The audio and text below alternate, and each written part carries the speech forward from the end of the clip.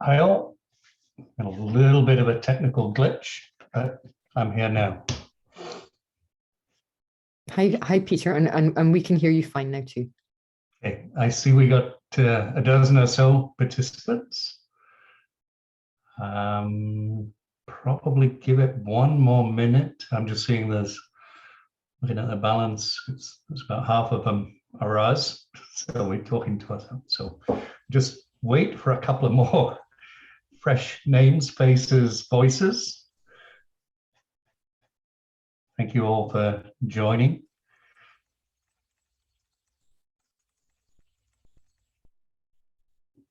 Amreen, is she there?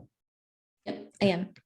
Do you have the slide deck that we used at the last one or not? I have it up here. Do you want me to share my screen? Yeah. Sure.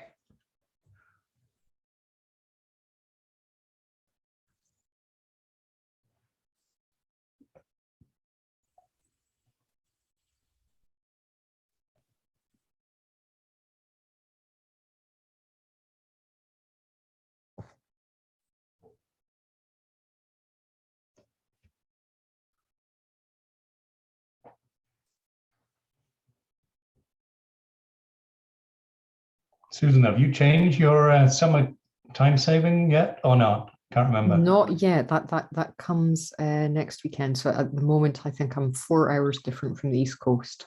So it's just after 9 in the evening here. And I won't feel as bad as I was about keeping you up. Exactly. Cutting into your late evening. No, well, I'm in the nice after dinner period here. I'm actually just finishing a glass of wine that I had with dinner, and I am equipped with a mug of coffee. So I'm all set.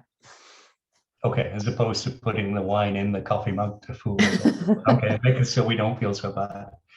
All right, I think rather than penalize everybody who did join us at the beginning, we'll get going. Can I have the, first of all, thank you for taking time out. We know how, two things, we know how busy you all are, but we also know how many virtual meetings, Zoom meetings, consultations, refreshers people are doing at the moment. It's like we've gone into overdrive because we can do this in such a flexible virtual way. And I know we're probably all inundated with opportunities to give input that we wouldn't have had back in the previous in-person world. Okay, next slide.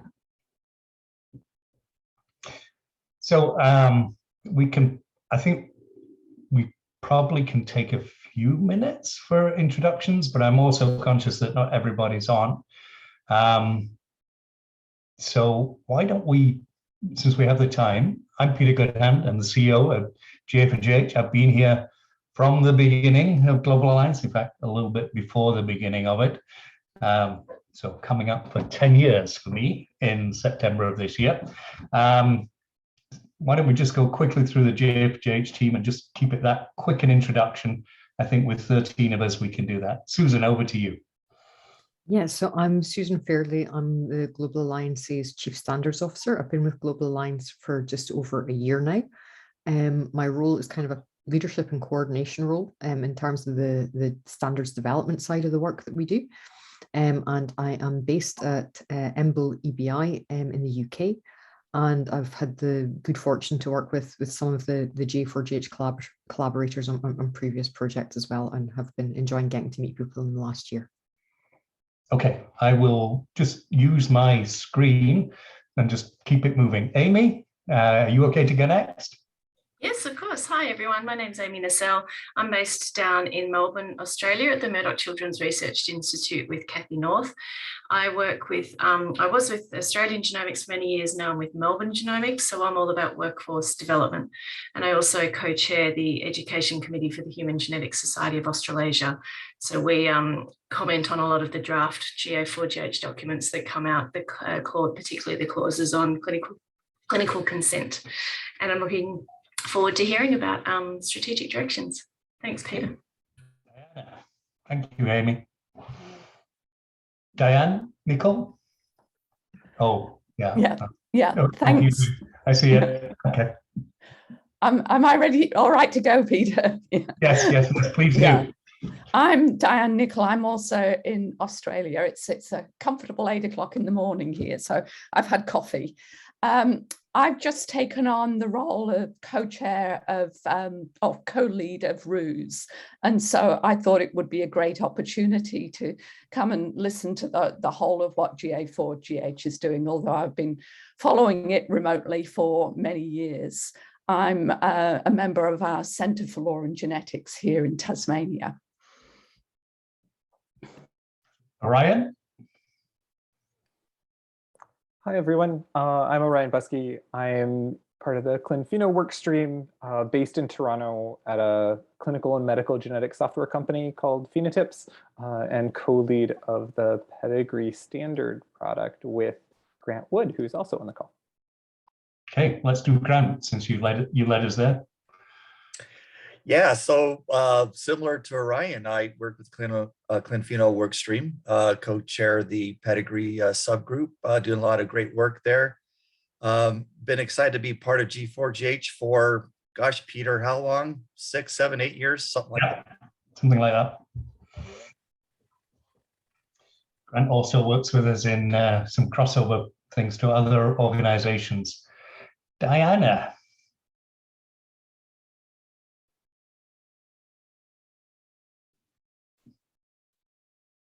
Hi, I can't tell if you guys can see me. We can now, yeah. We can see you and hear you. Yeah, perfect. Sorry, it's 5 o'clock in Philadelphia where I am, so I've changed into my after work sweatshirt attire. I'm with the Children's Hospital of Philadelphia, where I serve as the research privacy manager.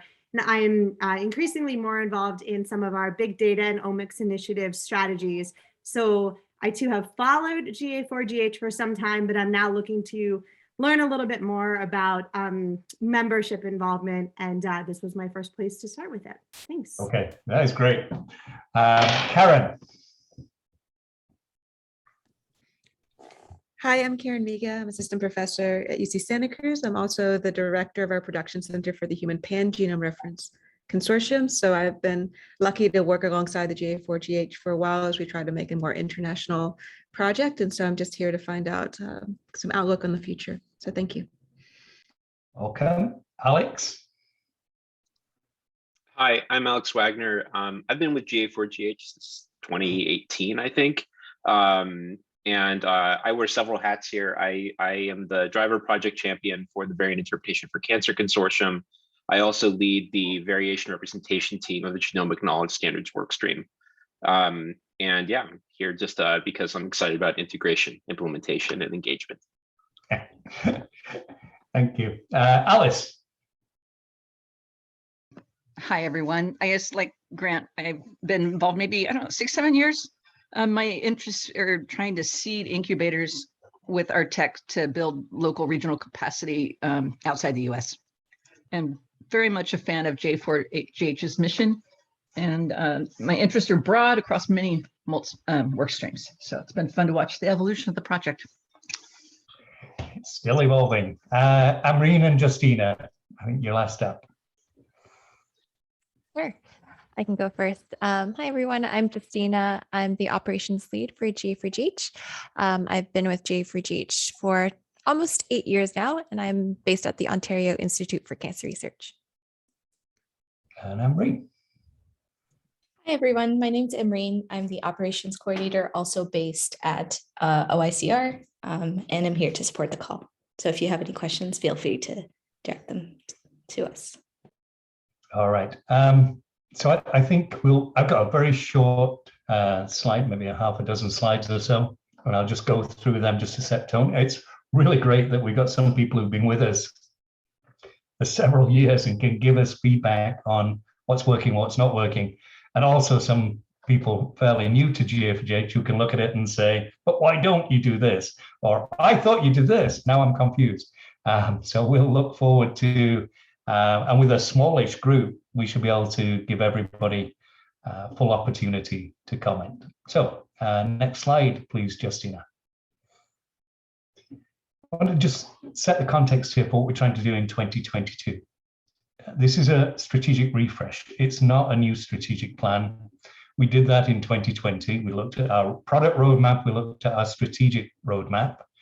Out of that, and it was led by, there was a top-down process and a bottom-up approach, and we looked at the gaps, owed a lot to the efforts of Andrew Morris from HDR UK and Heidi Ream, and particularly in their gap analysis work. And out of that came 3 overarching themes of, yes, keep doing the great work, keep doing the work streams and develop the technical standards, the regulatory and ethics standards.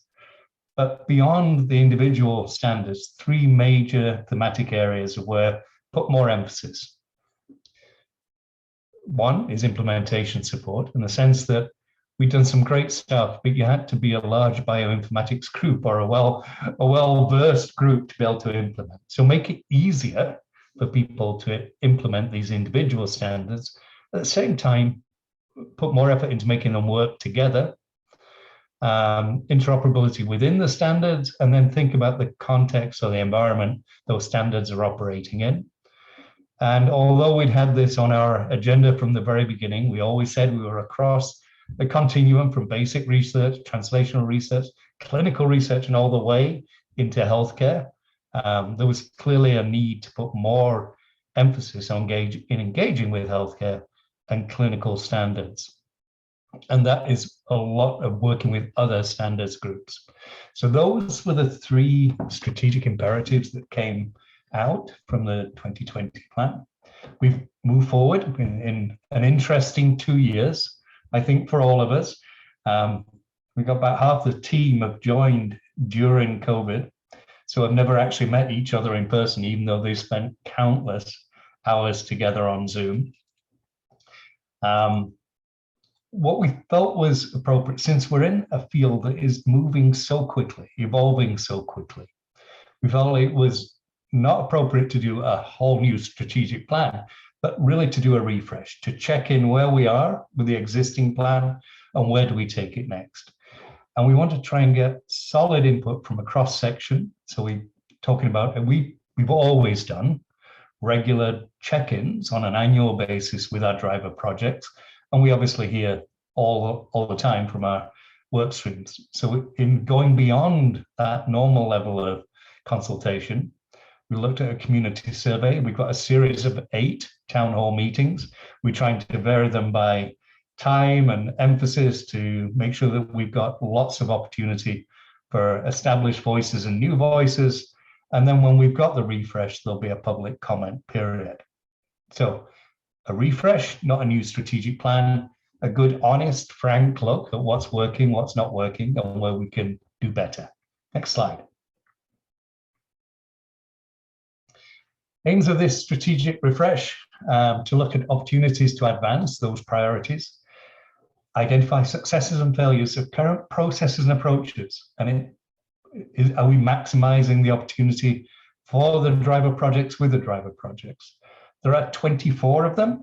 We think there are over 200 genomic data sharing initiatives worldwide. So are the 24 working with us, as we hope, to be a great proxy for the 200 others?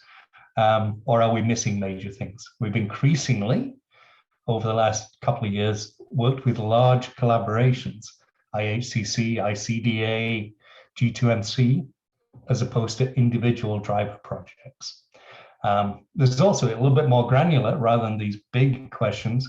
Are there any specific gaps in the product roadmaps, things that we haven't focused on yet, or we should accelerate? Next slide. This really a different way of demonstrating this commitment, but also introducing a couple of the specific things that we're working on. So actually 3 of them. Beyond individual products coming out, going through approval, being released, we've got 3 obvious places where we bring cross workstream, cross standard things together. Probably I'll start with the GFJH implementer community.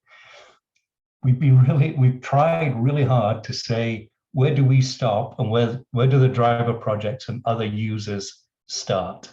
And our focus in our work streams is developing the standards, specifications, APIs, frameworks that people can take and implement in their environment.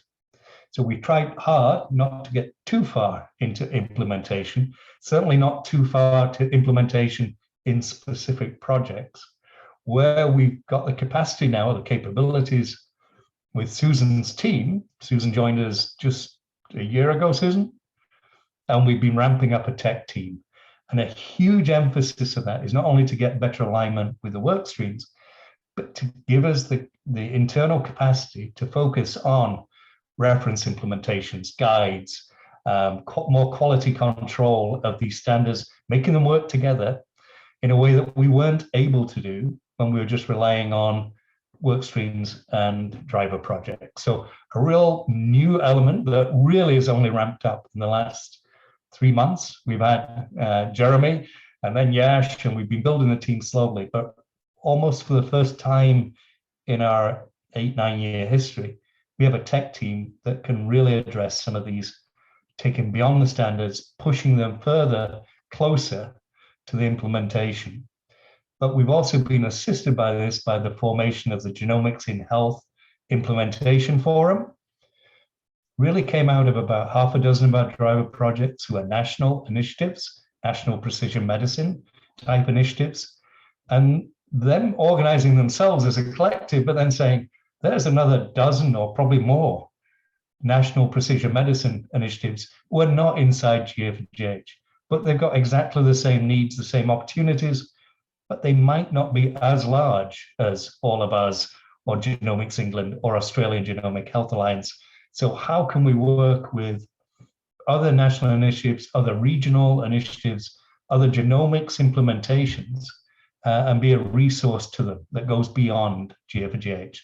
So in terms of pushing closer to implementation, a community called GIF and a tech team that can support all of the things I'm going to describe, but we need priorities, and Susan needs to be able to know that she's pointing that team in where the highest return on that investment.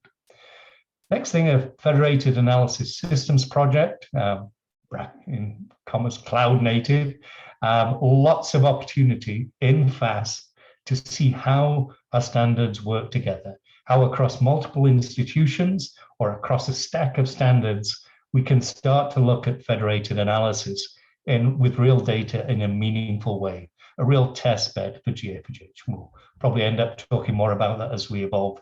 And Susan, whenever it gets into depth, I'll pass to you to put some more meat on these bones. We also recognize not everybody's thinking in a new cloud native environment. Not everybody's operating at scale and across many dimensions.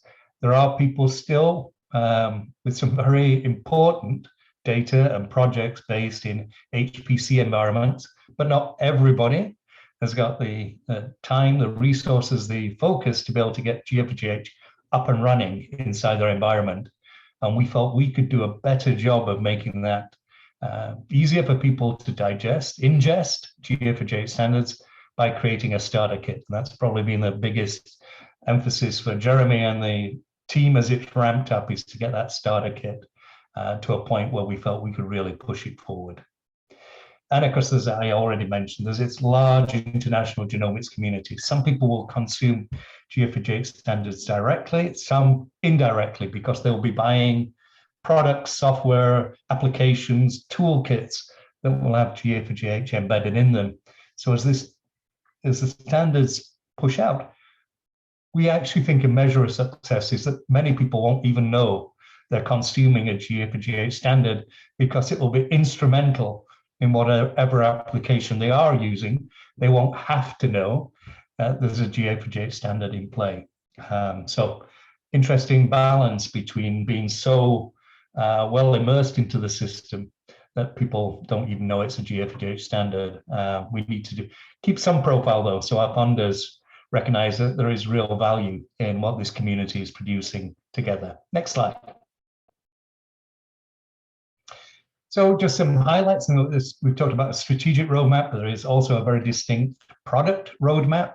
You can see it here, this is just a highlight of some of the things there are different stages of this, whether they're coming up for approval, whether they're continuing to advance or on the horizon. And some of them are actually, I won't say in perpetuity, but they're long-term. The work we do with the GDPR forum, the work we do with Your DNA, Your Say, these are ongoing aspects of GA4GH, which are different from some of the technical standards that tend to get to a release, to get approved. There's a version, there may be a new version we're working on, but it's more deliberate, whereas some of the other things are a regular recurring event for GA4GH.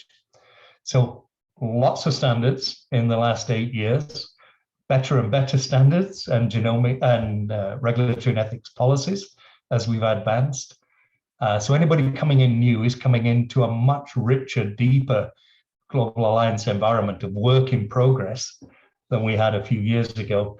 And hence the reason. Now we've got so many things in play, how can we make sure they work together and they're easy to adopt? Next slide. It's not just about those products on that roadmap. There are these things we've talked about already, but in addition to increasing adoption of standards, alignment across, two things on this slide that I'll highlight is that almost from the day she arrived, Susan's been tasked with revising, upgrading, and really making it something grounded in the community, a product. And it says here product approval process, but I think we realize that before you get to product approval, you've got to get to product development. And that is everything from the very first idea of that standard and why is it used and who will need it in the future, all the way through to that final approval process. The other one is, and I talked already about the move towards healthcare. The closer we get to healthcare, the more it is incumbent on us to work with HL7, HL7 Fire, ISO, because the healthcare environment is distinctly different from the genomics research environment. Genomics research, we've got a 3-decade tradition of sharing across international boundaries, collaboration, open science, open protocols, and a real commitment to sharing genomic data as it's delivered. Healthcare is completely different. It's got no tradition of sharing across different hospitals, different systems. And so if we're really trying to get to a learning health system and get higher value from healthcare data and secondary use for research, this is not something GA4GH can do alone. We can only do it with the standards that are already present in those environments. And that means we've got to work closely with other standards development organizations. However frustrating that can be at time. No names there, Grant. I'm not specifying any one particular SDO. Next slide. So if we can now, that's the overall introduction. I'll pause before we dive into the 3 theme areas, and I'll pause for either Susan to add any color commentary of things I missed or things you'd really like to highlight before we get into the feedback. And then just before we dive into the 3 themes, also any general comments that anybody else wants to offer. But we've scheduled a session at the end for open air. So perhaps any clarifying questions. Susan, anything from you before we open up? Not a huge amount. I mean, I suppose for me, it has been really interesting becoming part of GA4GH in the last year and using that as an opportunity as a relative newcomer to look at how we're working, to ask the questions, which, I guess we're kind of hoping to get to today a little bit of what's working well, where do you think we could be doing better, where are the gaps? We have the beautiful slide that Stephanie has put together in the past that shows this kind of circuit where you start off with either a research participant or a donor and with the consent and the initial discussions that would be had with somebody. And then we move on through to data generation and the file formats that the data would be stored in and the issues that data custodians face and reviewing access and then discoverability and how researchers find data and you're kind of completing that circle. And I think one of the things that's really interesting and potentially also really exciting at the moment is that that initial pass at that circle, you know, it's maybe not complete, but it's well on its way. And I think we are at a stage now where we're seeing people starting to put these standards together to try to answer kind of real world problems. And obviously people have been doing that in various ways for some considerable time. Some of the standards have been being used for a long time. But in terms of both, you know, I'm kind of mindful because I see Alex Wagner on the call. I know he has been involved in stuff to do with VERSE and how you have an ambiguous variant representation. I see Karen Miga on the call, and I think about the future and the pan-genome and stuff. But also in, you know, in some senses in kind of maybe more immediate terms, looking at things like the cohort representation work, partly spurred on by COVID. You know, what are the things that we're doing well and that we should keep doing and that we should not touch? But where are the things where there's scope for us to do better, or potential gaps? Things where you feel like, oh, it would be really useful if J4GH were doing something. For us, this is a really useful and valuable opportunity to hear from the broader community about what are the things that it would be useful for us to be doing. And in some senses, those are questions I've been putting to a lot of people over the course of the last year during my time arriving. One of the things that I have really loved seeing in action is, it's a horrible acronym, but FASP, our Federated Analysis Systems Project, which is basically taking a small number of standards and trying to put them together and actually put them to work. And then we discover, okay, right, this bit, we could smooth off some rough edges here, or there's this thing that we could improve. And I think at the moment we're interested in looking at how we can kind of pull in more use cases, identify what are the commonalities, what are the subsets of standards. If we get them working together, it unlocks things for a number of people. So I think I'd certainly be, I'm really interested to hear what people's thinking is, comments. And again, I think it feels like I'm left feeling that the review that was done a couple of years ago by Andrew Morris and Heidi Ream was probably pretty good, because I feel like I've heard their comments echoed by a good many people in the course of the last year. And it does feel like there is this move from the initial phase of standards development to implementation, and how do we make it usable and how do we get it in place for people, and hearing people's thinking on and how do we do that, and how do we work in a way that makes our work accessible to people, and facilitates their contribution would be really interesting. Okay, thanks, Susan. We're going to go through interoperability and alignment, then implementation, and then closer to healthcare. So thoughts, comments on interoperability and alignment. I think you've heard from Susan and I as to what we need, but it'd be great now to get feedback from the non-GA4GH people who live, eat, and breathe it every day, but I know some of you almost do. So open floor for people, particularly those who've experienced working with us for a couple of years or more. Somebody going to volunteer, or am I going to have to pick on people? Go, Alex. Okay, I wasn't sure. That's the right way to do it. If you can, either open up your video or put your hand up, and then I know you're ready to join in. Alex, you first. It looks like Orion's coming next. Yeah, I was wondering, Susan, if you might speak a little bit to the second bullet on this current and proposed tactics, schema blocks. I know one of the big issues with some of the work we're doing over in GKS is, alignment with other standards like the Beacon standard, for example. The notion of some centralized place where schemas might be registered, reusable, and centralized and kind of authored or managed by GA4GH is something of great personal interest to me. So I was just wondering, what specific plans are going forward there and how you see that driving interoperability in this strategic refresh. It's a great question. And I think that schema blocks is, I feel like schema blocks has within GA4GH become almost like shorthand for how do we manage and reuse data models. And there's obviously been some brilliant work has been done in Schema Blocks. It's had input from a good many people in J4GH, Michael Bowdis, I think Melanie Cortot, and possibly others. One of the things that we did last year was, I think it was probably kind of summer of last year, or Northern Hemisphere summer of last year, we started basically a listening exercise. Because we had people saying, hey, Schema Blocks, we should do something with this. And for the uninitiated, Schema Blocks is something which the idea is that you take blocks of schemas, subsets. You don't try to have something that models everything for all people in all scenarios. Instead, you maybe take little discrete entities out of that.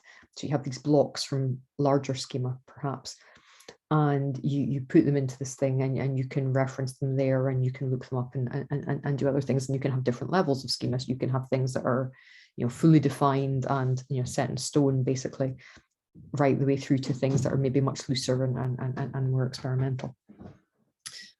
And we did a bit of a listening exercise, as I say, last year. We went around all of the different work streams. We invited feedback. And there was a few things that came through, and there was what sounded like a few slightly different needs. So one of them was a really simple one, which is that if you're coding against a J4GH standard, or you're working with one of the standards, you want to build your own implementation, it's really handy if we have good documentation of those things. And if there's somewhere that you can look these things up. Also, there's scenarios for being able to provide somebody with a URL to, hey, this is where you'll find this data model. That was really useful. So that was one of the things that came through, something which it's a gross simplification, but I think of that as being basically almost like a kind of documentation need. Something that says, hey, yeah, this is the J4GH model for this thing, and this is where it lives. There's also, though, a bunch of other things that came through from people. And some of this related to, we have obviously, and again, apologies to the uninitiated, but in our discovery work stream, which is about how you discover data and standards with you, that responsible for such really significant successes as the Beacon standard. We recently had a standard called Data Connect that was approved by our steering committee last year, and it's a much looser standard in many senses, if that's not a contradiction in terms, a standard that is loose. But it's really intended to be almost like a middle layer, something that you could then build a beacon or something else on top of. And so there's a lot of stuff there that's actually left intentionally a little bit non-specific. It's intended to be a kind of low barrier of entry way to share data. But it then leaves this question of, okay, that's fine as far as it goes, but then how does somebody understand how that data is structured? We've all had the experience of coming across data that somebody has shared, and you're like, okay, well, what does this column header mean? And then what does this other column header mean? And I'm pretty sure that I have sufficient knowledge to figure this out, but I'm not really sure. And that then in turn impedes me in understanding how I can reuse that data. So there's also that type of question as well. So I think at the moment where we are at is that, certainly in my mind, we've kind of split these two different things out into two different topics and into two different projects, which may yet kind of come back together. And for me, how do we document data models that are elements of schemas that are part of J4GH standards? In some respects, not all respects, in some respects is the simpler thing to do, because these are data models that are coming from J4GH. We should be able to document them. We do have a mix of modeling languages that people are using. So we have protobuf and JSON schema are the two main ones that I'm aware of in J4GH. I think we would probably be wanting to avoid a proliferation of modeling languages. So if somebody wants to use something other than JSON schema and protobuf now, I'd want to hear a really good reason and a compelling argument for why they were going to do that. But I think that in terms of how we build that, we have a reasonable idea about how we go forward. We have fairly solid feedback from people that this is something that would be usable and useful. But we also got some interesting feedback as well there that, keep it simple. Don't try and do too much with the one project. Otherwise, because there have been previous attempts in J4GH in this area, there's been at least a couple of previous ones, and they haven't really taken. So we have what I'm thinking of as the data model library, where we can record and basically file the data models that are used in J4GH standards. In my mind, the other obvious step when we have that data model library is that when our standards are going through ideally the development process, but in particular the approval process, that we have somebody who's not part of the development team asking that question, why have you modeled this way? Could you have reused one of the other models? If you haven't, is there a reason? And I'm open to the possibility that when somebody is developing something, maybe they do have a good reason to do it differently. Maybe there is a good reason not to reuse, and people should have the option to do that, but they should be able to give a compelling reason as to why that's the case. So I think that in some senses is the simple case. So I think a data model library that supports the existing modeling languages used within J4GH. I hate saying this to you of all people, Alex, because I know you've done work with Verse and Phenopackets integration, which has involved that, and you and Jules were really helpful in giving us feedback on what that process was like. So I think that's one element of it. I think then in terms of data models from other people, how people might describe data models, I think for me that's a slightly different ballgame. And for that one, I prefer the idea of us not having, for example, a centralized repository for that stuff, but something that people, developing a standard that is the way in which people can describe that data for themselves alongside their data. It would worry me that if we had a central repository for that stuff, that we're building centralized infrastructure, which is kind of counter to how the rest of J4GH works, but also what, as somebody who has spent most of their life in kind of scientific services and data sharing, the thought that you have a data source that, some new person is going to come along and they're going to update it or they're going to modify it. Do they know that they need to go over here to this other place and update the models? Probably not. So in terms of how you govern it, in terms of how you maintain it, in terms of how you keep it up to date, I think there's a whole other set of questions round about data models in the sense of sharing data and how that's managed. So I think we probably have a couple of different projects going on there. And one of the things I know Mark Fumey in Discovery has been keen to get this one off the ground. I think we're aiming to have a session about it at Connect, to this other one about broader data sharing. And it would be really great to get input from different people on that one. I'm also in relation to the product development and approval process.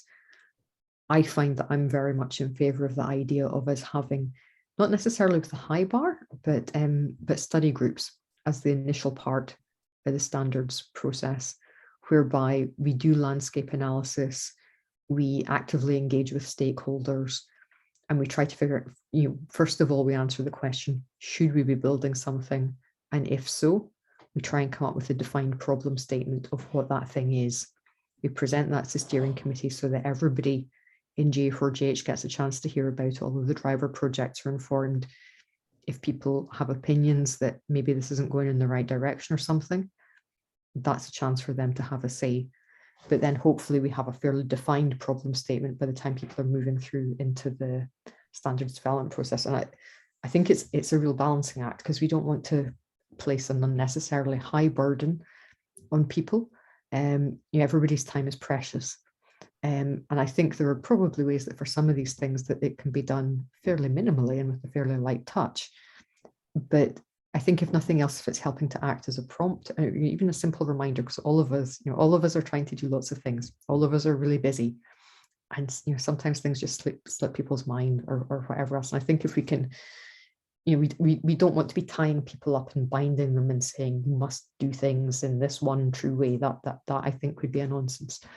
But if we can help to try and provide an environment that helps people to do the sensible things, to reach out to people at the right time, to make contact with people, to do the homework beforehand, to present the case for their standard, I think that's probably to the good. And I'm going to stop talking now. Alex, also shall I pass over to Orion?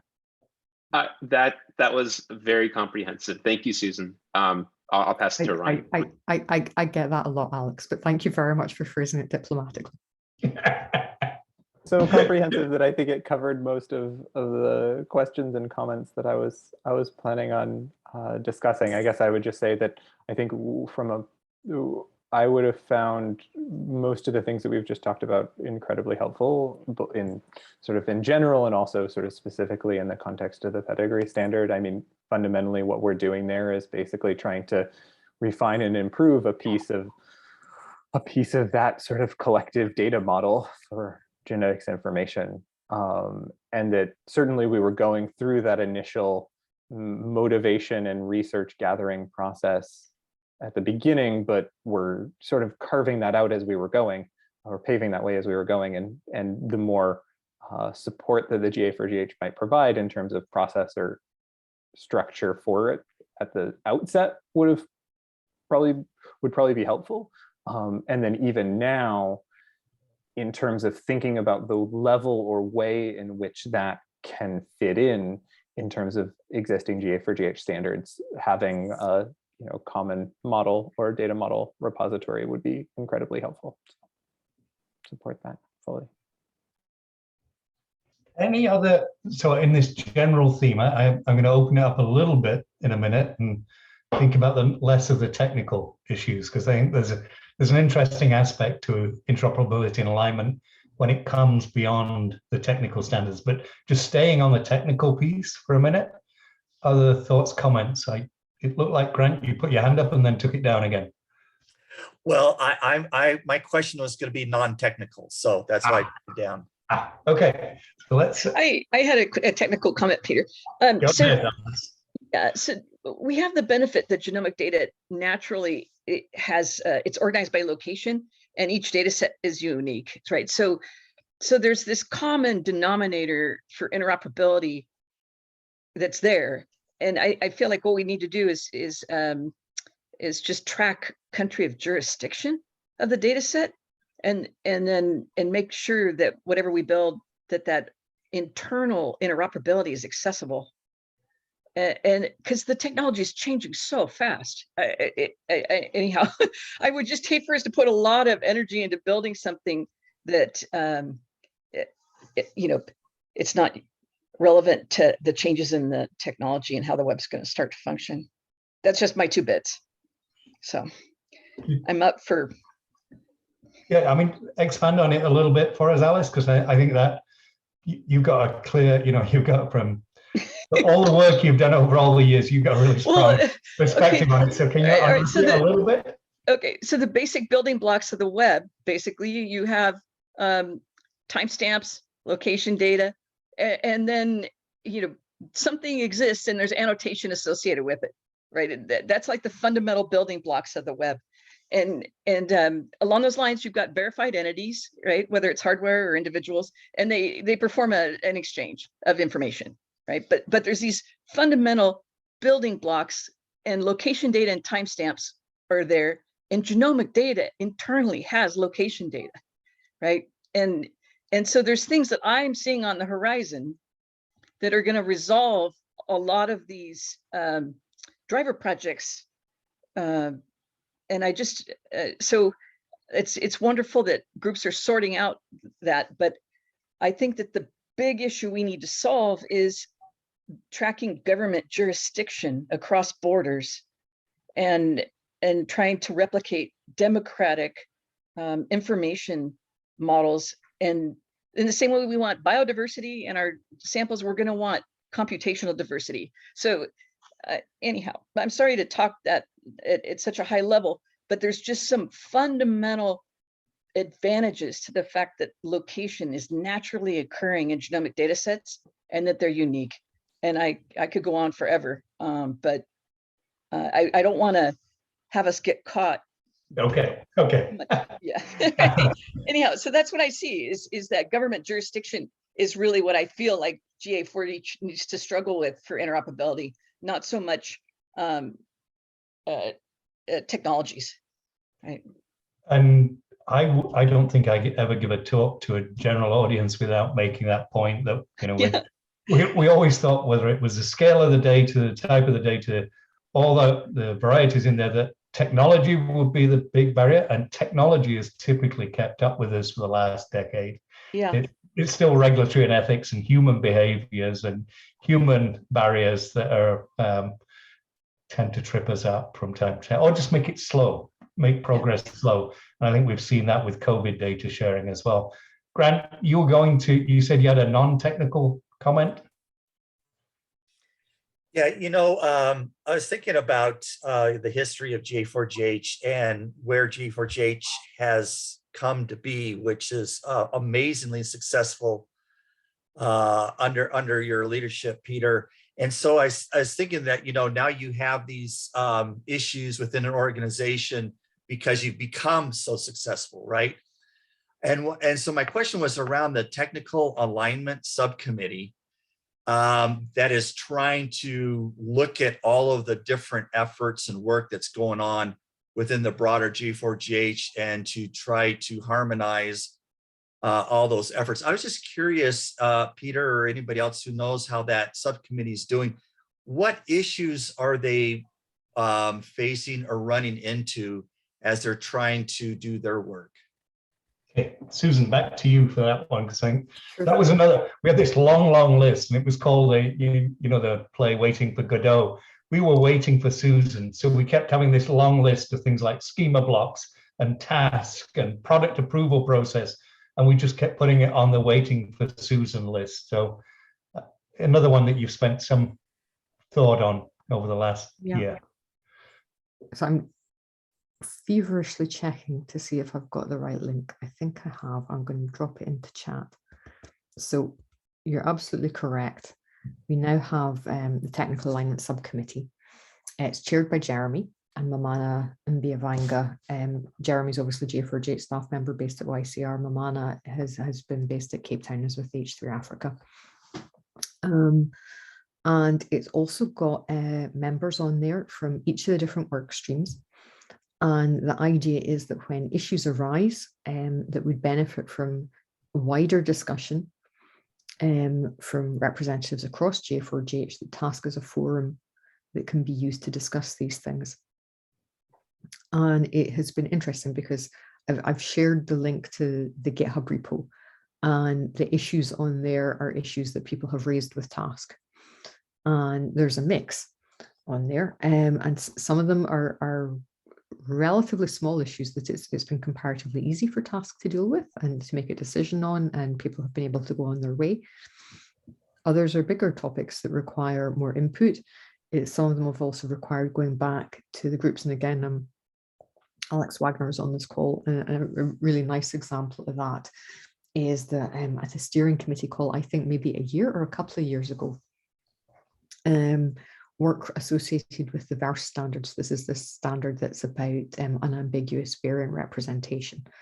Was approved, but one of the things that was part of that was that steering committee were looking at kind of namespaces and prefixes for things. So how could you understand what this model was that you were looking at, and what the naming meant, and this sort of naming shorthand for things. And there was this idea that it would be useful potentially for these things to have a J4GH prefix, and then some subset of the space that followed that prefix to be, begin with, say, V, to be associated with verse or other variation representations within J4GH. But the management of this and the discussion around about this was passed back to task. And so there's been discussions about, what does this mean? What does this mean for J4GH? Should we be having a centralized namespace? Should we not be having a centralized namespace? If we do have a centralized namespace, how is it governed? What does that look like? So task has inherited some of these, for want of a better word, tasks. But in addition to that, I think one of the things that I see task as potentially being useful for is, one, it's really useful in terms of getting people who have kind of fairly detailed knowledge about some of the different aspects of the development work and the different work streams together around the table at one place, which is really useful by itself. But one of the things I would also like us to look at doing is, at the moment, our current product approval document includes an appendix which lists out some information about some of the things that we hope people will do during development. And it's not terribly extensive, but it includes things like, at the moment, for example, that we would hope that if people are building things that use tokens, that they use OAuth tokens, and that that they be kind of consistent with what's going on in passports, and various other things like that. I think that if we look to a future of increased technical alignment, and it's interesting because this is actually, I think, one of the kind of bigger philosophical questions for J4GH. We have a range of opinions in J4GH round about technical alignment. Originally, when it was set up, the work streams were extremely independent of each other, I think it's probably fair to say. And people were very much allowed to kind of do their own thing and manage things in their own way and build what they felt was appropriate for the problem that they were trying to solve. So people have really had a pretty good degree of freedom. And that in many senses has actually been really successful, because it has allowed people to move ahead with the work without having to necessarily constantly check back on other things. But I think we are reaching that stage now where we've had this initial round of standards development, and now we're at the point where people, instead of just developing a standalone standard, they want to start and put these things together and have them interact with each other. So now we're getting to the stage where these things are starting to kind of butt up against each other a little bit more. And at that point, then having perhaps a slightly greater degree of management or harmonization, not necessarily enforced, but facilitating that, making it easier for people to know what's going on in other bits of J4GH. Is there a default option for example, modeling languages or whatever, that if I use that, things are more likely to just work elsewhere? And I think, given the relative amount of freedom that has traditionally been the case, I think it would be wholly unreasonable for us to suddenly, for me to suddenly turn up and sort of stamp my foot and say, oh, right, everybody now must do things this way, tear up the working processes that you've had previously and do it differently. I don't think that's reasonable. But what I think we can do is reasonably say to people, well, look, there's some advantages that we can see. And one of the things that has actually really struck me when I've been talking to people in the last year is the relative level of appetite that people have had for some level of coordination and harmonization in terms of working approaches. Because I think one of the things that we can do is that we can facilitate that. And we can say, well, look, most people so far have chosen to do things in this way. If you can reuse that, that would be really, really useful. And could you at least please think about whether or not reusing this thing is practical and doable for you, or if there is a real problem there, then maybe you need to do it differently, or maybe we need to revisit these other things. But yeah, so at the moment, task is reviewing issues that come to it. It has representation from all the different work streams.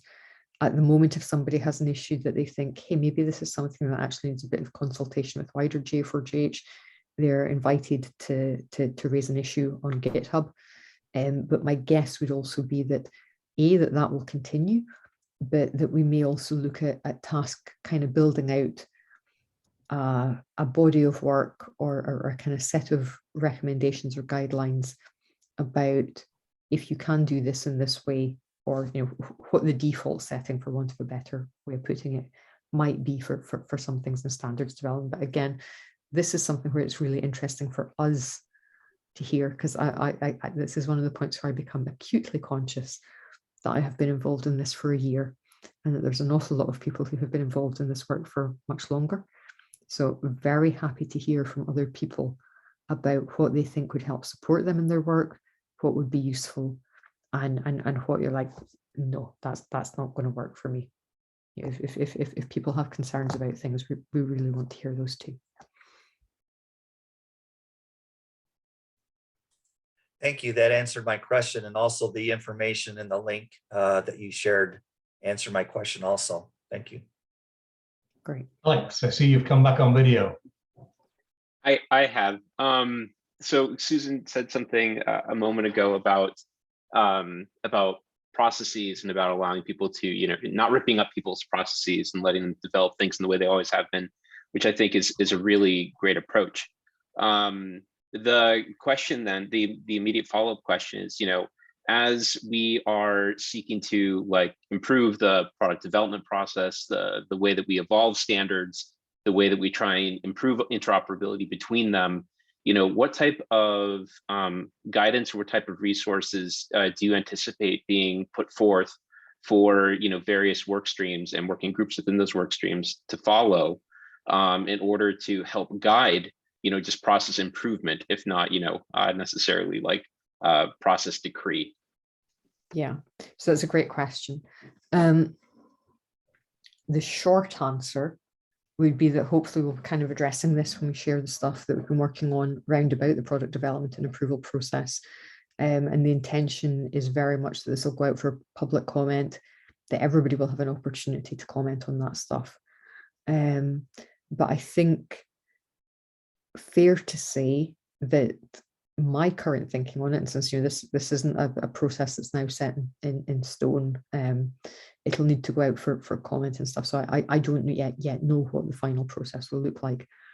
My thinking on it though would be that it is useful for us to look at starting the process basically a little bit earlier. So at the stage when people are thinking about, I have an idea for a standard, I have a problem that I think a standard might be able to solve, or perhaps I already have a standard and I want GA4GH to take ownership of it. I mentioned already the idea of a study group. I think I might be looking at setting certain checkpoints, or maybe a checklist or something, of things that I would be hoping to see coming out of the study group. I've mentioned already, I would be hoping that they would have done a landscape analysis. I'd be hoping that whoever was leading that work would be able to make to me a convincing case that they had done a reasonable and respectable job at outreach, at engaging groups. And I'd be hoping that they had the makings, at least, of a good problem definition, a problem statement of what it is that they think they're going to work on. For example, I'd also be looking for, who are the stakeholders, who are the real world people who have the use cases that this is going to be addressing. So for example, I would be looking for those things. I think that in terms of perhaps more to your point, Alex, round about technical alignment, as I said already in response to the point Grant was making, at the moment we have this appendix in the product approval document that talks about things like OAuth and so on. I think my expectation would be that we may end up with, or my current thinking would be, that we may end up with perhaps moving that and additional sets of material, perhaps also round about things like data models, prefixes, and so on, into kind of basically a kind of body of GA4GH standards development wisdom that is maintained by task, and where task perhaps works on these things, and what our product development and approval process, I might imagine, would be that at various points in there will be kind of checkpoints where people need to say, okay, is this in line with whatever? And it may be that it's the PRC that checks compliance with these things, or it may be that the PRC delegates out to other people. My hope is that we have points in the process where things are either out for public comment or for the steering committee to comment on. I'm conscious that there's a little bit of a danger in that any time that things are opened up to a really large group of people, there can be this kind of bystander effect of, oh, but they don't really mean me. I don't really need to be the person who checks this thing. So my hope would be that at the minimum, those are windows of opportunity for knowledgeable individuals who maybe don't have a named role in the process to step forward and say things. I think also looking about how we make sure that the right people from our driver projects are involved in the review process. Sometimes it may be that the individual who's on steering committee may be incredibly knowledgeable about some aspects of their driver project, but maybe not necessarily the aspects that pertain to the standard that's being reviewed. And one of the things that we got in our feedback on the product approval process was that sometimes people just don't feel comfortable commenting on something if they feel that it's outside their area of expertise, and they're then left in really actually a kind of awkward position, because what do they do there? Do they give it the thumbs up because they don't want to get in the way, and they don't want to vote against it, and is it interpreted negatively if they abstain? it's challenging and it's tricky for people to do that. So I think looking at ways in which we can allow maybe people to either nominate a delegate on their project or say, do you know what, actually, I'm happy to step back from involvement in this particular approval process. Exactly what that looks like, as you will be gathering, I'm still kind of refining my thinking on it. It's been really interesting to get feedback from people that we've been talking to, and looking forward to hearing what everybody thinks of the, you know, we'll put forward a proposal. I'm definitely calling that a proposal because I know it will get changed before it becomes our actual process. But that is at least my current thinking on that one. I don't know if that helps. No, that was fantastic. Thanks, Susan. I have maybe one follow-up question then regarding updates to products, you know, major version releases and the like. Do you see that as part of the upcoming changes that are going to be part of this process, or do you still see that as kind of an independent product review cycle in the way that it is today?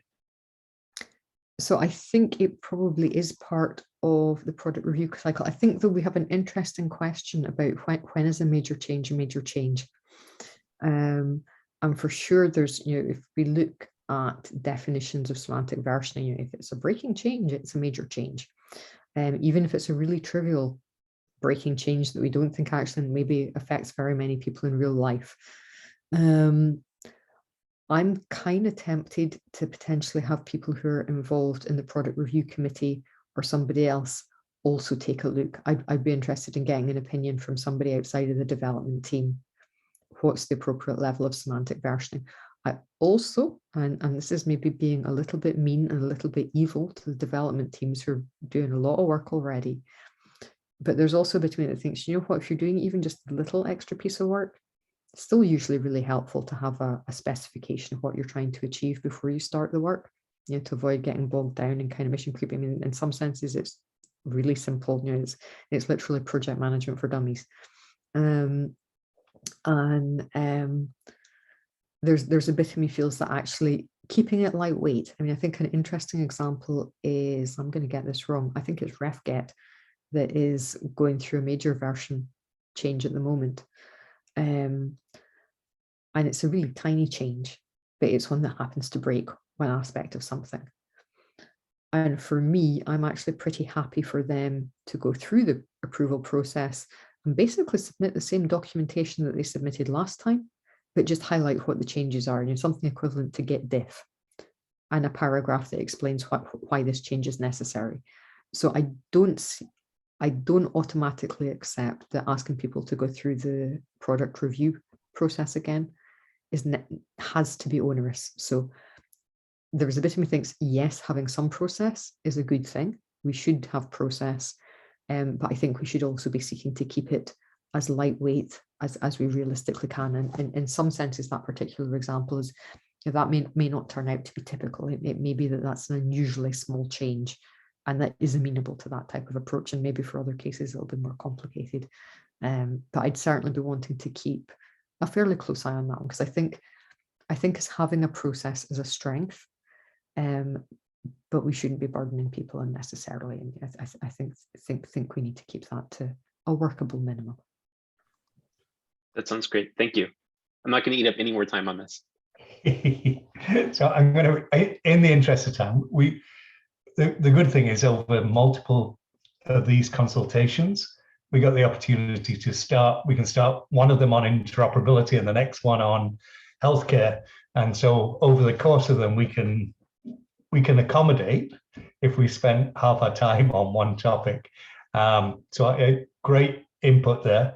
I did just want to pick up though on this concern that Alice expressed about governments and jurisdictions. And I think I saw a note from Diane in the chat about jurisdictional issues. And we're really seeing that the closer we get to healthcare data. So we've got a session coming up on that. But I wondered, Diane, knowing that we'll have a little bit more time to dig on this healthcare issue, if you just wanted to pass a comment about these jurisdictional restraints.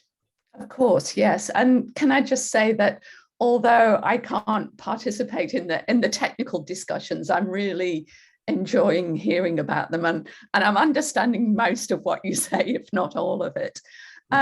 Yes, I mean, clearly it's the case that what GA4GH does is really important in setting these standards, but ultimately everything comes down to national laws, and this is the really challenging, I think, thing, and for all scientific and healthcare endeavors, which are now so global, but the laws and other forms of regulation are always national. So we're sort of having to go through the challenge of complying with national laws, but still making sure that the standards are globally reaching. And I don't think that this is an easy challenge to solve, as Alice pointed out. So what we really need to do is think about standards that I suppose are almost above the law, that are in a sense higher levels of regulation that can be implemented anywhere, irrespective of what the legal requirements are. So I think that's the challenge for RUS. It's actually looking at what standards we want in the regulatory and ethics workspace, but making sure that they can actually have global reach, they can actually be compliant with national regulation as well. Sorry, that's a lot of words, but no solutions.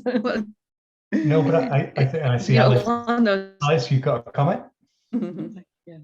Well, pitfalls I see with J4H is that what gets built is what has financial resources, and so we're seeing a focus on solutions that are for bona fide researchers.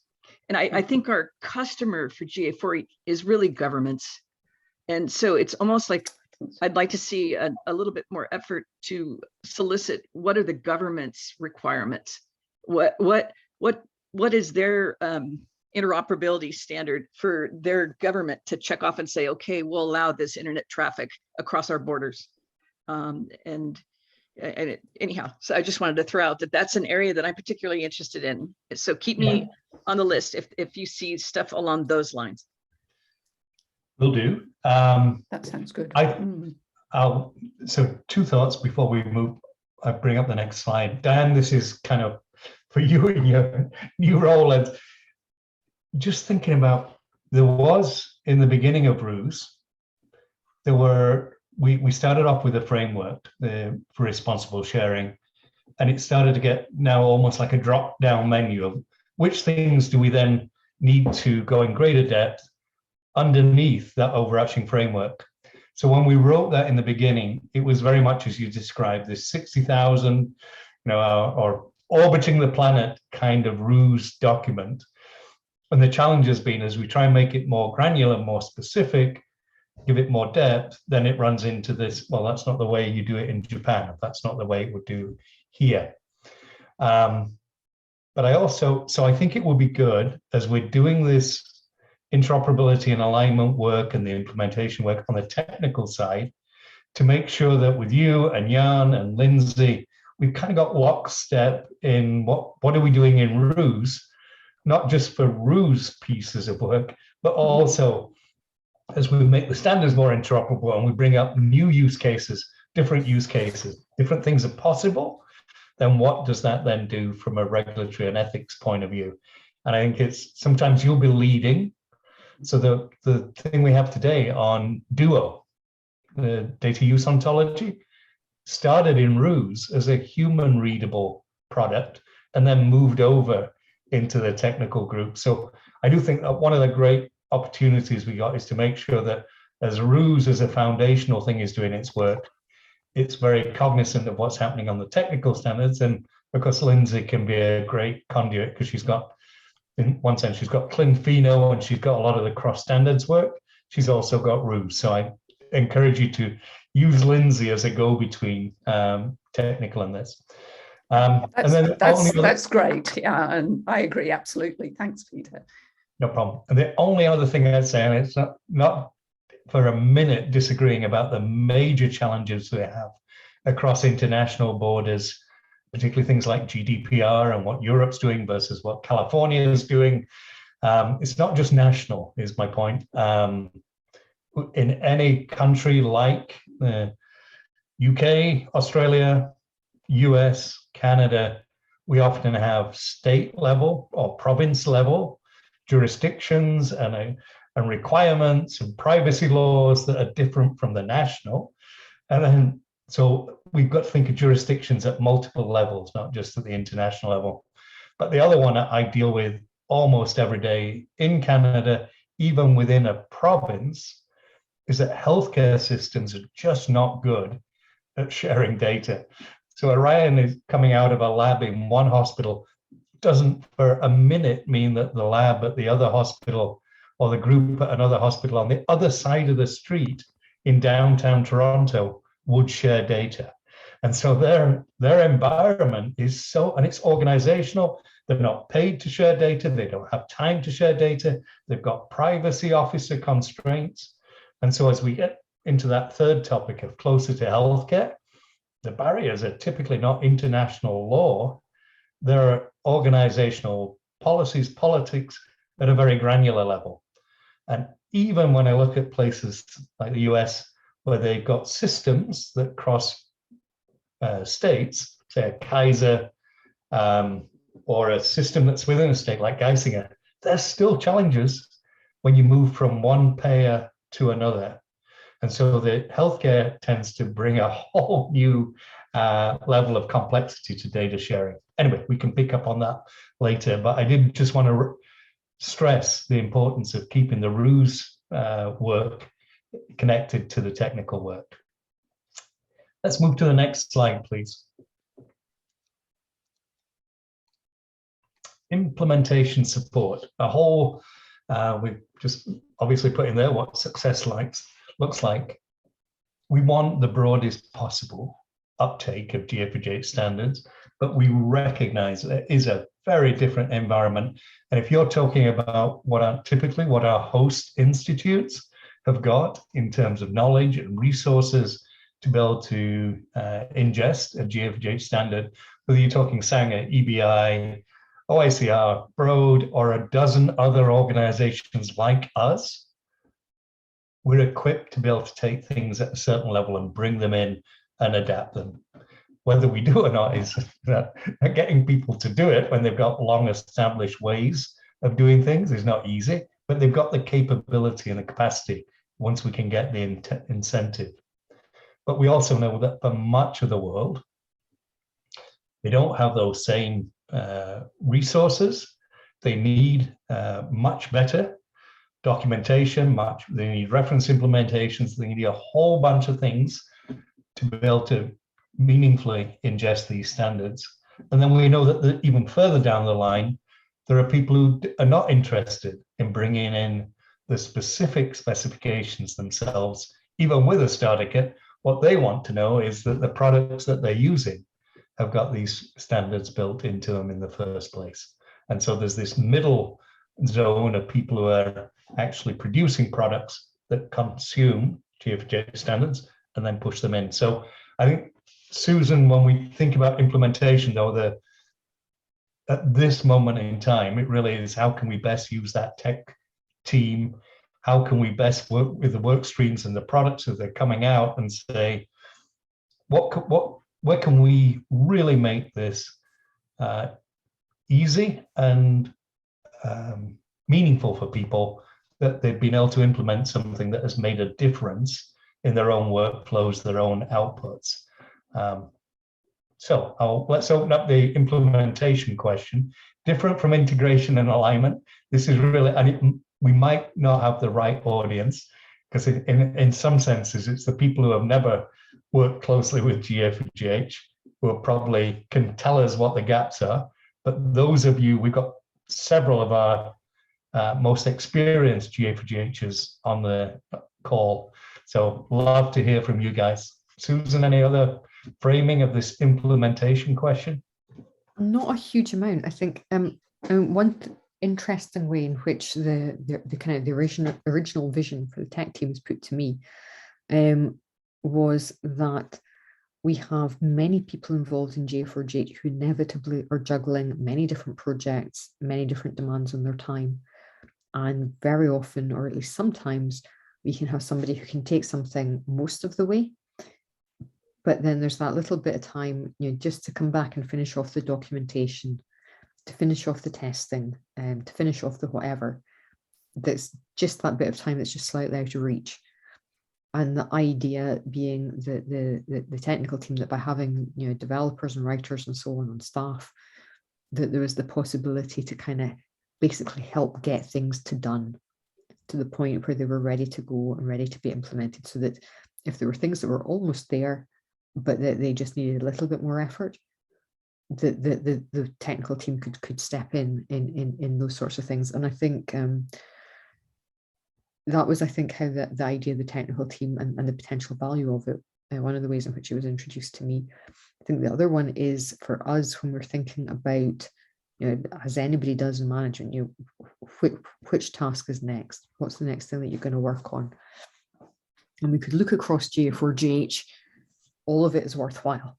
That on its own as a criteria doesn't answer the question for us. For me personally, when I'm looking at these things, for me, I will tend to favor the things where I see that it's going to have a big impact. So, for example, one of the things that at least one member of the team is currently contributing to at the moment is the second CRAM implementation. For me, as somebody who's from a kind of dyed-in-the-wool bioinformatics background, that's a no-brainer. That saves space for everybody. So that when I immediately see, that's something that we should do. That's something that we need to get done. But hearing what people's thoughts are on both prioritization, but also what, if any, are the blockers that anybody on the call has encountered in terms of picking up the implementations, or things that you've maybe heard from colleagues, maybe over a coffee in the common room or something like this, somebody has said, oh yeah, J4GH, yeah, it's a nice idea, but it doesn't work for me because. We would really love to learn about what those things are. And we've got a number of things listed out here. We're also working on this idea of these starter kit implementations, starting off initially with a small subset of the standards as relatively simple, lightweight implementations that people can pick up and adapt. But again, really happy to hear about that, but also if anybody has any thoughts about, Peter highlighted, the people who are already deeply involved in J4GH are probably not the people who are looking for the answers from this question. But if anybody has thoughts on groups of people that you think, I would be really great if we were working more with these groups, again, would be really interested to hear. Susan, I was just going to suggest that we do have great cross-representation. We've got people who are based in healthcare, people who are based in research, academic research, people who are in companies. And I see we lost a couple of people for time reasons, but we have a new participant. Is it Ariel? Would you like to introduce yourself? Hi, yeah. Sorry, I joined in late because I'm from Indonesia, and the time difference is a bit tough here. It's 5 a.m. now, so. But yeah, I'm from GSI Lab. We had some contacts with J4GH, and actually we're currently one of the whole genome sequencing lab in Indonesia. And previously we've been doing for the pandemic response for COVID-19 variants. But we are currently trying to develop to support the national genomic surveillance because Indonesia is now also expanding to human sequencing and a lot of other neglected tropical diseases, infectious disease sequencing. So yeah, but yeah, thank you, and again, sorry for being late. My thank you for starting your day so early with us.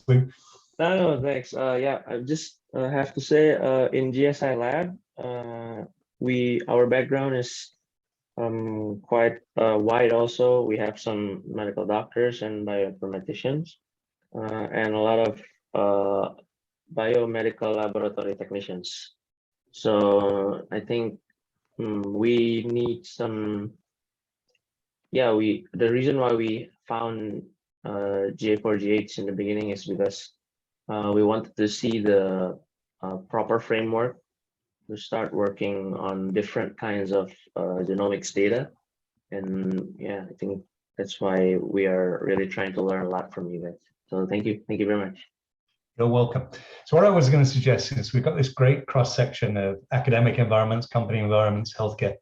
We asked the people from those groups or from those areas to say, maybe it's not your challenge for implementation because you've been so close to us over all these years, but thinking about your colleagues, thinking about what you would need in Intermountain or across other health systems, Grant, to be able to make GA4GH implementation something you could sell more easily. And you, of course, have got that special healthcare case. So we'll come to healthcare generally, but just from your perspective, you've also got the ISO or the HL7 work. So Grant, what's your thought of this implementation and I'll go through the rest of the folks on the line, but I'll start with Grant. Well, first of all, I want to comment that I'm really excited that GA4GH has this implementation support as a major goal. My experience, as Peter said, I've worked with HL7 with their clinical genomics work group for 15 years now.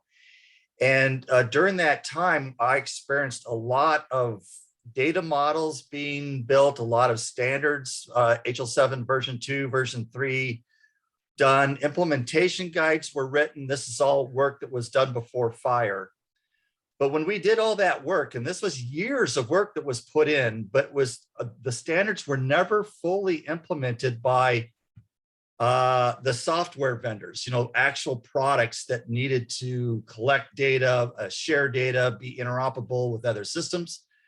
And that's because as a standards activity, the one thing that they're not really good at is after you've created the product, how do you sell the product to the outside world? And so the fact that G4GH is highlighting this, I think is fantastic. I had a quick thought. I want to answer some more of your questions, but a quick thought on the connection demos. I had this thought of, that really needs to be promoted as much as possible. So I think, you ought to tell people that you're going to give like Olympic medals to the best demos, have a competition.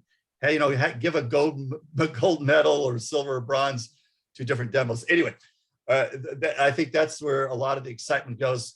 How do you incorporate this into a healthcare delivery system? So that's my experience. I worked with, as Peter mentioned, with Intermountain Healthcare for 17 years. And it's the complexity of a healthcare system is that they have so many sources of outside data that need to come inside their network and be stored inside their data repositories. And with that, they have a lot of data interfaces that they have to manage. And they hire people full-time to manage these data interfaces. Now, what the problem is, if we focus on just the genomics part of this question, is we're getting or wanting to get data from a bunch of different labs. And all of those labs have decided, like Peter said, it could be for business reasons, have decided that they don't need to send data via a standardized method, that they could just choose their own method, and that the receiver, their customer, like Intermountain Healthcare, would have to manage that as another interface that they would have to manage. But wouldn't it be smart if we had kind of like this hub type of a model whereby these different labs can put data into a hub, and then it comes out of that hub in a standardized format? That hub idea is just one idea, but actually, I'd rather just get the labs just to do the standards to begin with, right? But that's the world that we're living in when we're looking on the clinical genomics part of it. How do we get the data from the lab in a structured and coded way? So then on the healthcare delivery side, we need to store that data in a patient genomic repository So I've got a that is skimmer linked to live their on Hook electronic health record. that if And, you've got an so anything that G4GH is doing this, I think will help solve that problem. But we need to get these healthcare delivery system people more involved and tell them that we've got solutions for them and can demonstrate solutions for them, and to see how this would help them use genetic and genomic information in patient care more than they're doing today. Alice, I think you were trying to say something. I'm sorry.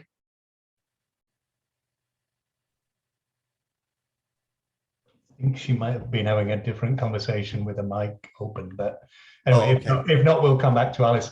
So going to switch gears and go to either Orion or Alex perhaps next, thinking about your different environments. Alex, do you want to go first? I only feel it's fair to let you go first, Orion. I've spent a lot of floor time here.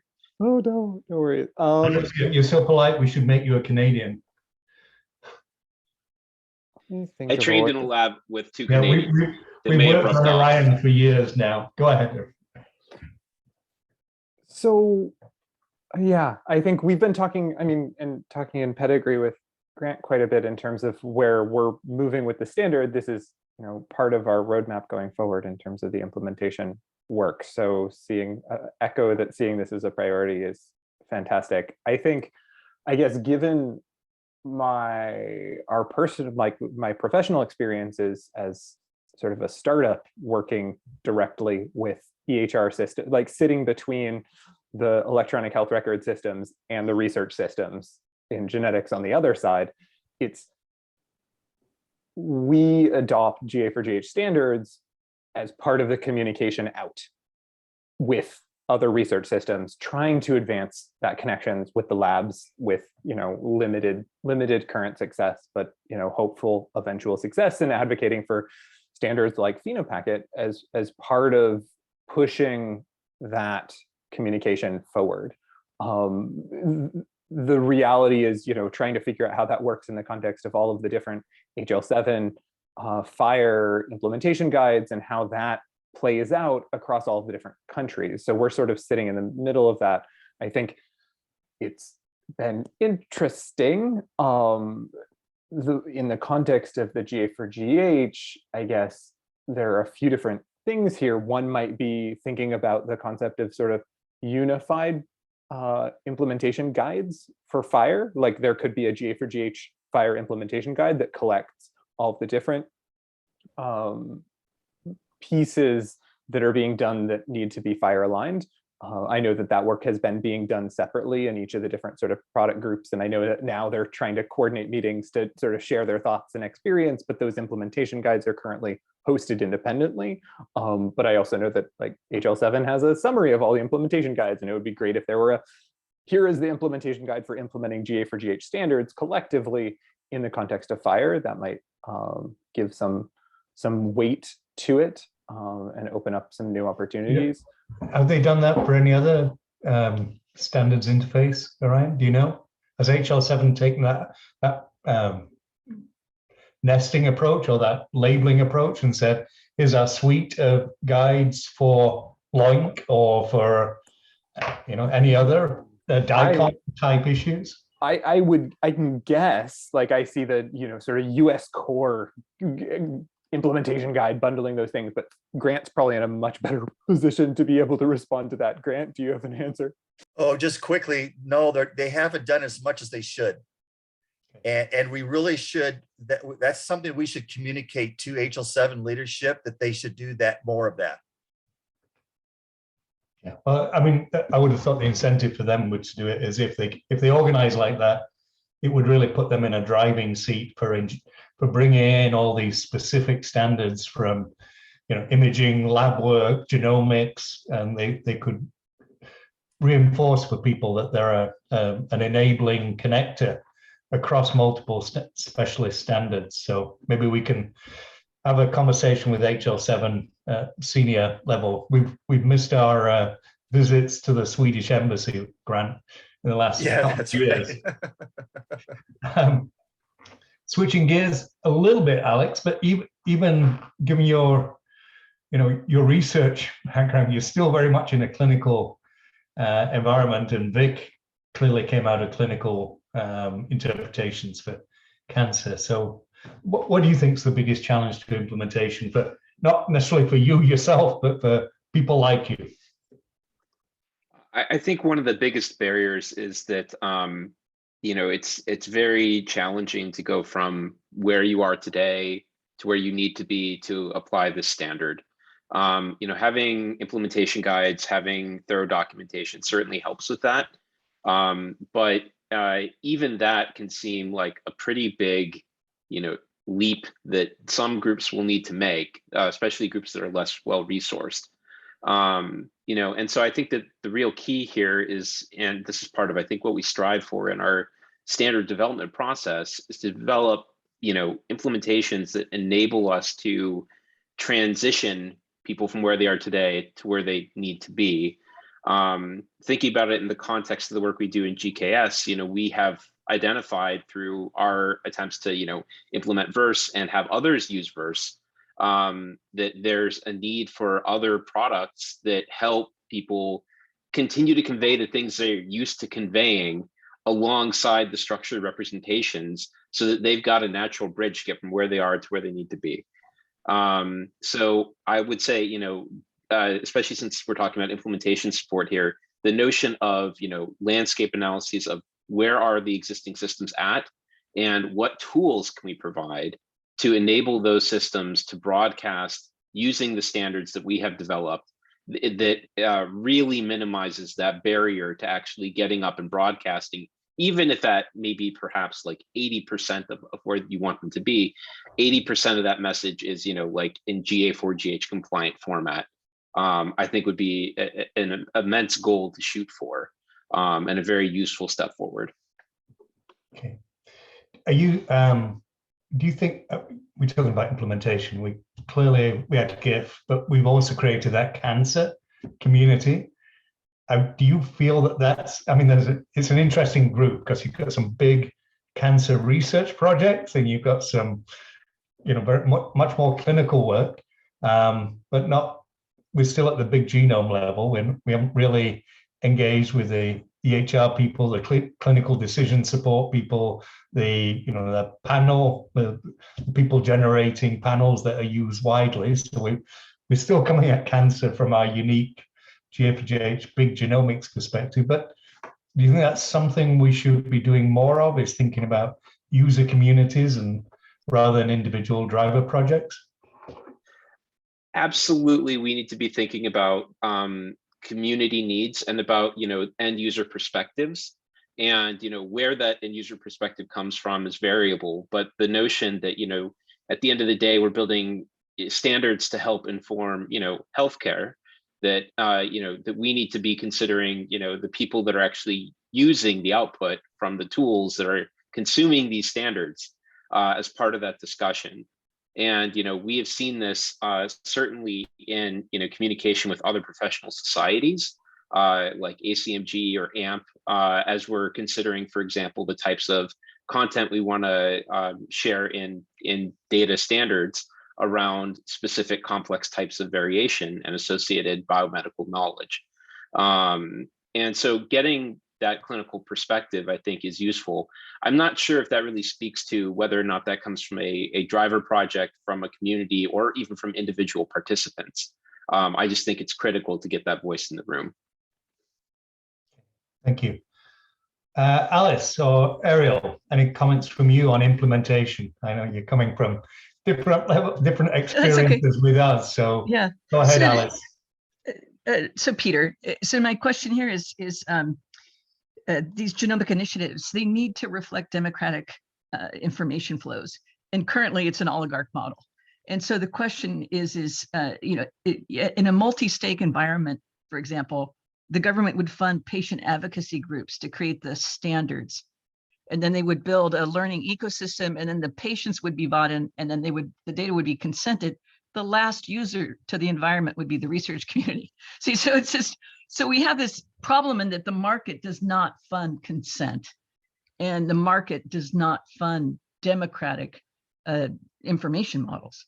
It funds coercive models. And I don't know the solution to that, but I just know that, fortunately, technologies have gotten cheaper. It's possible to reuse existing infrastructure, but that's what I'm running into, is that we realize a solution, we understand it, we have no money to implement it. We wait 3 years for someone from MIT to mention it, and then watch them get the money, and then it gets handed to Google or Microsoft.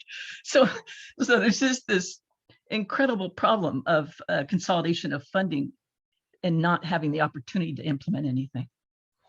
Yeah, I mean, there's actually some interesting, I work with some interesting rare disease groups where, and it's small, and it's really just still in its infancy. Yeah. But where patient power is starting, and we saw Brad Margus lead this with the AT Children's Project, and more recently the Rare X Project, how it's still got some of those big player names at the table.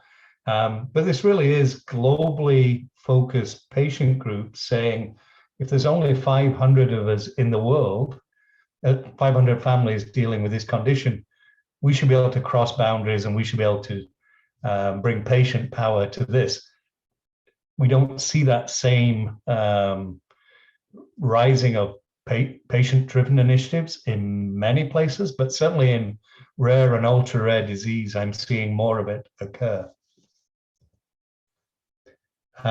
But you're right. I mean, the changing of incentives and funding and data democratization is a little bit beyond the scope of what GA4GH can set it to. Mere mortals. You're a mere mortal, Peter. You do a wonderful job, but you are a mere mortal. But we do talk to people like the WHO Science Council, the public policy projects. We do bring this sense that if you look at the world, there's not enough genomic diversity represented in our data resources. There is a huge imbalance of power between rich, powerful companies and small research or small patient groups in African countries. So there is this huge imbalance. And I think almost in our social interactions with groups and organizations, we add our voice to it. But at the same time, we try and stick inside our main purpose, which is these specific genomic standards and protocols. So message is definitely not lost on me, because it's one I hear in many of the fora I work in outside GA4GH, things like G2MC, IHCC, WHO. These issues are really raised on almost every meeting. Don't know that anybody's coming up with a solution yet, but the problem seems to be well identified. Ariel, how about from an Indonesia perspective, challenges of, you found GA4GH, do you need different kinds of implementation resources or support, or are we making it accessible to you? Hi, yes, thank you, Peter. So I'm very taken by that oligarch versus democracy data access and in the utilization of genomic research. So I think the issue here in Indonesia, at least, is that we have not actually, we only just begin to realize the complications of different sources of genomic data. First, the platforms are different. The applications are also very wide-ranging, from laboratory implementation to clinical implementation. So the government clearly suggests that the genomics data and the National Genomics Program should be applicable to clinical studies around the country. To be honest, there are some discussions from more prolific scientists in the country to say that actually we should enable interconnectedness with international research, because some of the rare diseases, like you said, the numbers are low if you just see from one country, but there are some rare diseases that wants to be able to research, to combine data and research with other countries or other parts of the world, actually. But then I don't know if it's a pushback or it's a good feedback. A lot of researchers are apprehensive in sharing data, actually. That is actually why we found J4GH, because we found your frameworks, the ethical frameworks, the legal frameworks, and all of that are actually been able to give us inspiration to move forward, slightly more trusting to the international community. But the rest of the country might need some convincing on, first of all, data security and a little bit of a data autonomy. And I don't know the right term for it in English. I think my brain is just not fully turned on yet without enough caffeine. But it's like Indonesia had a bad experience with trying, like, goodwill, like based on goodwill, we try to share some of our data from times of avian flu and a little bit in this COVID-19, but it doesn't come back to us in a good way. We will not be able to gain the right amount of copyright and authorships. I think it's also partly because we didn't realize the different stages of research lobbying, and a little bit of the big companies are also, they want to make sure that their products run right. And sometimes in the country, we don't have the human resources or the correct mindset to have their products running in the country. So that's why they prioritize other international clients. But yeah, I think we really want to integrate some of J4GH basis work frameworks, because especially in GSI Lab, we actually have different platforms now, different sequencing platforms and different research. So we want to make sure that the language that we're using in both bioinformatic language and communication language from the ethical and legal perspective is correct. I think that's really how we want to, learn a lot from you guys. Well, it's got to be both ways here, because you've actually got, so if I have to, when I'm talking about rare disease and why we need to be global, not country-based in our thinking, I talk about even the US with 300+ million people is not big enough really to crack the mysteries of all rare diseases, even diagnose them. You've got a very large population, fourth largest in the world. 270 million. Thank you. Very diverse. Indeed.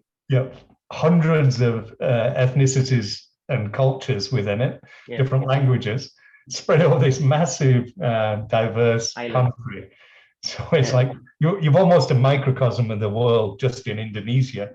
And so I think it's critical for us when we're bringing up these things that have come from US, UK, Canada, Australia, places that have been doing genomics at scale for a long time, that whether it's working with Thailand, working with H3 Africa, working with you in Indonesia, there's a whole different learning experience for us and a different set of needs. I can't remember, have we translated the regulatory and ethics framework into your languages?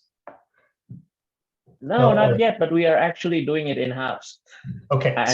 I'm doing it in-house. So okay, so I don't know if Diane, is she still? No, she had to leave. But the process for a new language version of that ethics framework is one person does the translation into local language, and we ask another person to translate it back into English. And that way we know we've got that double check as to we've got continuity. So you need to find a friend who can translate it back, your version back into English, and then we can sign it off as an official local version.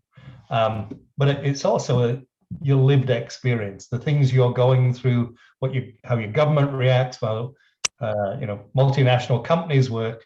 They're all challenges to implementation in your environment. And time zones. So we recognize that we don't often optimize everything for you from a language and a time zone perspective. Can I do the next slide? Although I think we've already spent quite a bit of time just by the nature of the group on healthcare, but can you bring up the next slide, Justina?